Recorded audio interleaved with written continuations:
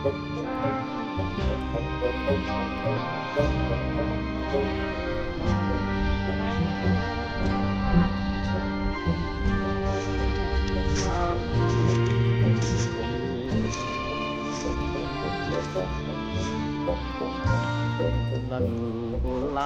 មេត្រីនេះគឺជាប្រាសាទសម្បូរព្រៃគុកដែលមានទីតាំងនៅក្នុង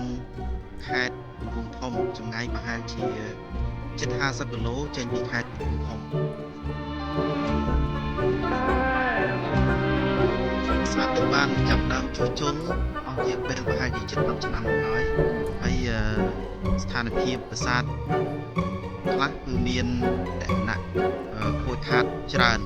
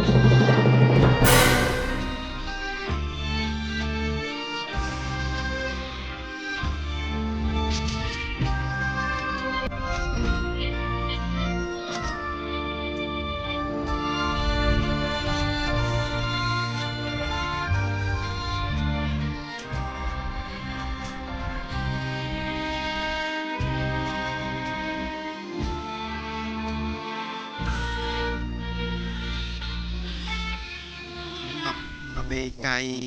យើងធ្វើអំណាយចឹងមកវាចេញអាទ្រង់ទ្រីខាងក្រោម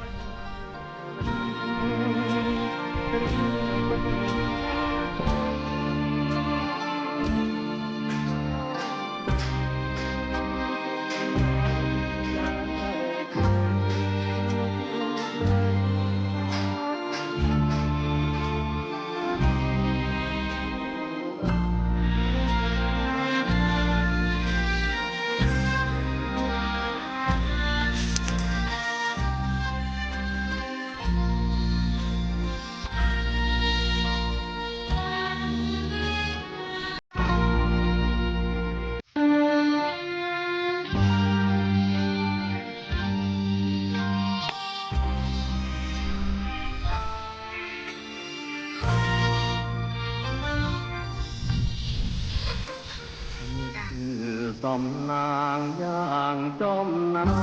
ចឹងដាក់ឥដ្ឋនឹងដាក់ទៅដាក់ជួលគ្នាទៅវាជាប់គ្នាខ្ញុំឃើញឥដ្ឋខ្លះវារៀងខ្មៅខាងក្នុងហ្នឹងវិញ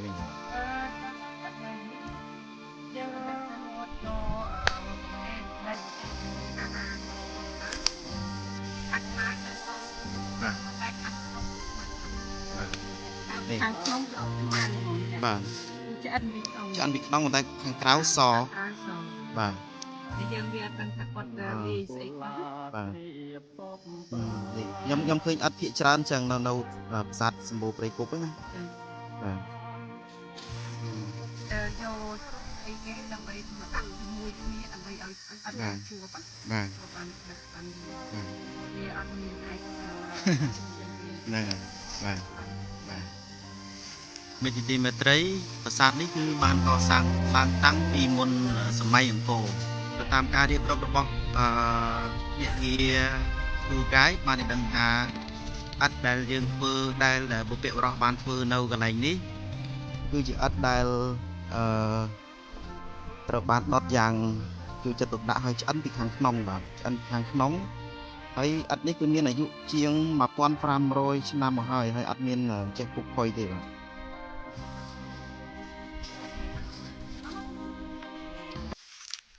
ប្រាសាទព្រៃគុកគឺមានអាយុកាលតាំងពី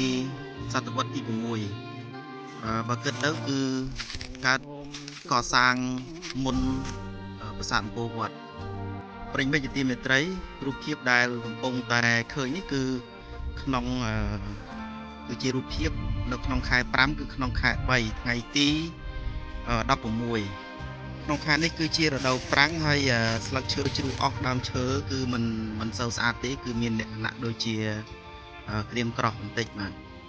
នេះគឺជាផ្លូវមួយឆ្ពោះទៅកាន់ប្រាសាទតោប្រាសាទតោ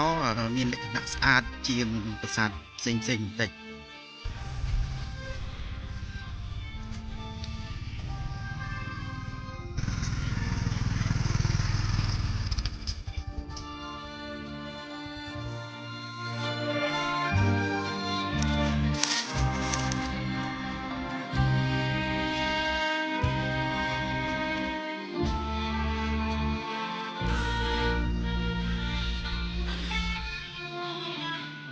កំពុងធំជំរុំ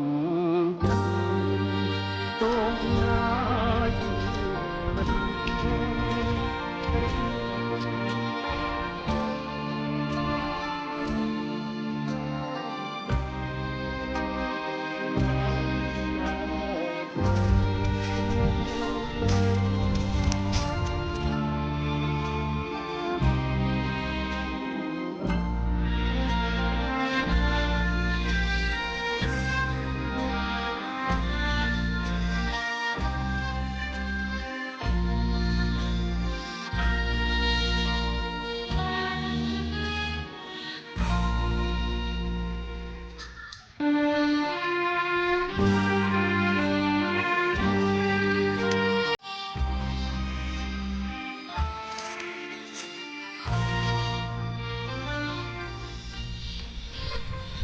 នេះគឺ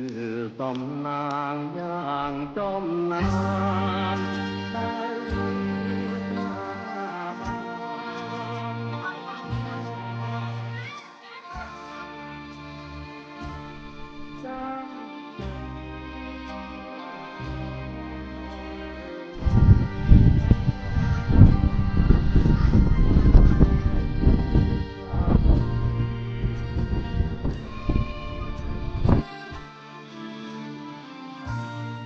ានកុលាព្រៀបតបប្រានរជាជាតិបានកំរែ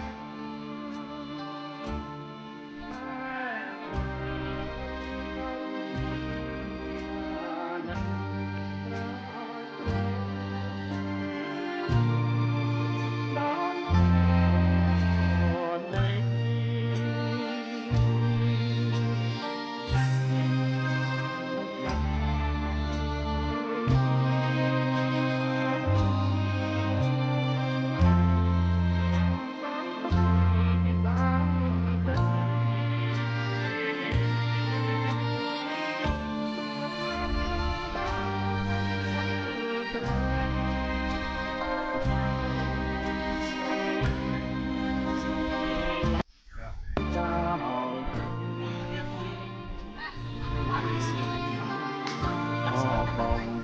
ធំជំរុំចិត្ត